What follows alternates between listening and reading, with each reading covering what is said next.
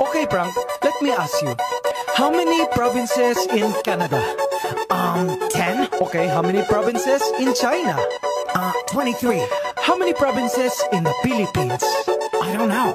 How many? Believe it or not, 81. Abra, Kalinga, Aurora, Laguna, Maguindanao, Ifugao, Isabela, Aklan and Basilan, Sulu, Biliran, Leyte, Cagayan, Bulacan and Palawan, Batanes, Batangas, Bohol, Guimaras, Agusan del Norte, Agusan del Sur, Capiz, Cavite, Bataan, Masbate, Ilocos, Norte, Ilocos Sur, Tarlac, Tawi-Tawi, Cebu, Sarangani, Camarines Norte, Sorsogon, Compostela Valley, Quezon, Zambales, Camarines Sur and Bukidnon, Zamboanga, Sibugay and Del Sur, Albay, Zamboanga del Norte din. There's Pampanga, Nueva Ecija, Nueva Vizcaya and Camiguin. These are the Philippine provinces. Every Pinoy in the world comes from one of them. Mabuhay! These are the Philippine provinces.